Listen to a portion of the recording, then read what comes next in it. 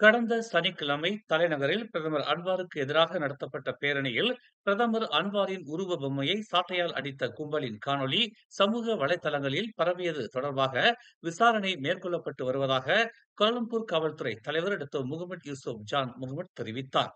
இது தொடர்பான முதற்கட்ட விசாரணையில் தலைநகர் ஜலான் மஸ்ஜித் சாலையில் இருந்து அன்வாரின் உருவ பொம்மையை காவல்துறையினர் கைப்பற்றி இருப்பதாகவும், காணொளியில் உள்ள உருவ பொம்மையும் கண்டெடுக்கப்பட்ட உருவ பொம்மையும் ஒரே மாதிரி இருப்பதை காவல்துறை உறுதிப்படுத்தி இருப்பதாகவும் அவர் கூறினார்.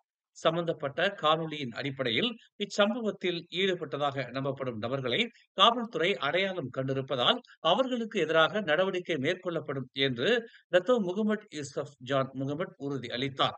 இது தொடர்பாக இதுவரை 4 வெவ்வேறு புகார்களை காவல்துறை பெற்றிருப்பதாகவும், பேரணியின் போது பிரதான சாலைகளில் இச்சம்பவம் நடக்காமல் சாலையின் பின்புறத்தில் இச்சம்பவம் நிகழ்ந்திருப்பதாக நம்பப்படுவதாக டாக்டர் முகமது யூசுப் ஜான் முகமது தெரிவித்தார். அரசாங்கத்தின் மலிவு விலை வீடமைப்பு திட்டமான பிபிஆர் வீடுகளில் 282 வீடுகள் காலியாக இருப்பதாக தெரிவிக்கப்பட்டுள்ளது.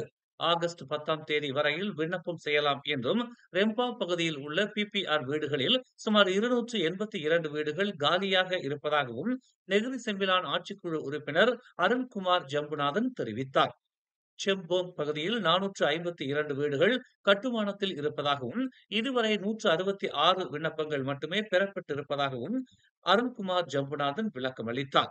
அரசாங்கத்தின் மலிவு விலை வீடமைப்பு திட்டமான பிபிஆர் வீடுகளின் விலை 40,000 ரிங்கிட்டிலிருந்து தொடங்குவதாகவும், மாதாந்திர கட்டணம் 250 ரிங்கிட் மட்டுமே என்றும் தெரிவிக்கப்பட்டுள்ளது.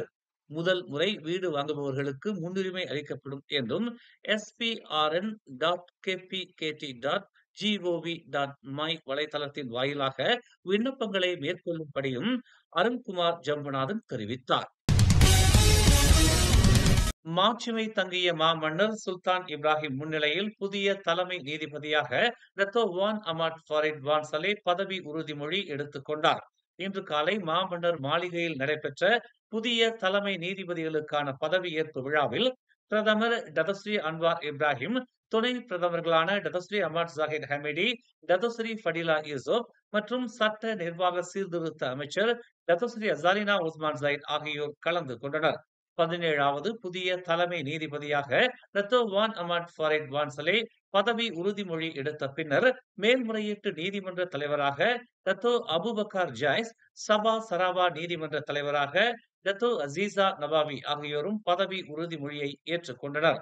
அவர்களுடன் 8 புதிய மேல்முறையீட்டு நீதிபதிகளும் 14 உயர்நீதிமன்ற நீதிபதிகளும் மாமன்னர் சுல்தான் இப்ராஹிம் முன்னிலையில் பதவி உறுதிமொழி எடுத்துக் கொண்டனர். பிகேஆர் கட்சியின் உள் விவகாரங்களில் ஏற்பட்டுள்ள மாற்றங்களை உறுப்பினர்கள் ஒருமனதாக ஏற்றுக்கொள்ள வேண்டும் என்று பிரதமரும் பிகேஆர் கட்சியின் தலைவருமான டதஸ்ரீ அன்வார் இப்ராஹிம் வேண்டுகோள் விடுத்துள்ளார். பிகேஆரின் தலைமை எந்த ஒரு கட்சி உறுப்பினரையும் விலக்கி வைக்க விரும்பவில்லை என்றும், பதவிகளில் இருந்தால் மட்டும்தான் அவர்களின் கருத்துகளுக்கு தலைமை செவிசாய்க்கும் என்று உறுப்பினர் எண்ண வேண்டாம் எனவும் கோலம்பூர் பிகேஆர் தொகுதி தலைவர்கள் உடனான சந்திப்பின் போது அன்வார் இதனை தெரிவித்தார். எல்லாவற்றையும் ஒரு நொடியில் மாற்றிவிட முடியாது என்பதை கட்சியினர் உணர வேண்டும் என்று சுட்டிக்காட்டிய அவர், நீண்ட போராட்டத்திற்கு பின்னர் ஆட்சியை அமைத்திருக்கிறோம் என்று தெரிவித்தார். இது நிலையான ஆட்சியா என்றால் இது கூட்டணி ஆட்சி என்றும், தனித்த பெரும்பான்மையில் பிகேஆரும் பக்காத்தானும் ஆட்சி அமைத்திருந்தாலும் விரல் சொடுக்கில் மாற்றங்களை ஏற்படுத்திவிட முடியாது என்றும் அவர் கூறினார். தாம் எதிர்பார்த்திருந்த சீர்திருத்தங்களை படிப்படியாக மட்டுமே ஏற்படுத்த முடியும் என்பதால் பிகேஆரின் தலைமைக்கு உரமாக அனைத்து பிகேஆர் உறுப்பினர்களும் இருக்க வேண்டும் என்று அவர் வலியுறுத்தினார். தாய்லாந்து மற்றும் கம்போடியா ஆகிய நாடுகளுக்கு இடையே எல்லை மோதலுக்கு தீர்வு காண இன்று புத்ராஜயாவில் நடைபெறும் கூட்டத்தில் தாய்லாந்துக்கும் கம்போடியாவிற்கும் இடையிலான பேச்சுவார்த்தைகளுக்கு பிரதமர் டதஸ்ரீ அன்வார் இப்ராஹிம் தலைமை தாங்குவார் என்று எதிர்பார்க்கப்படுகிறது. இரு அரசாங்கங்களின் பிரதிநிதிகளும் சமாதான தீர்வுக்கு பேச்சுவார்த்தை நடத்துமாறு தன்னிடம் கேட்டுக்கொண்டதாக அன்வார் கூறினார். எனவே இன்று பிற்பகல் புத்ராஜயாவில் உள்ள காம்ப்ளக்ஸ் ஸ்ரீ பிரடானாவில் பேச்சுவார்த்தை நடத்தவிருப்பதாக அவர் கூறினார்.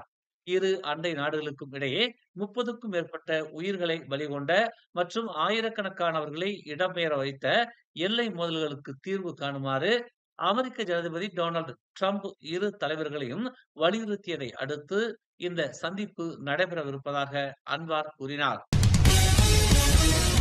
மேலும் செய்திகளை தெரிந்து கொள்ள தமிழ் மலர் நாளிதழை பாருங்கள். எங்களோடு இணைந்திருக்க மலர் டிவியை பதிவு செய்து கொள்ளுங்கள்.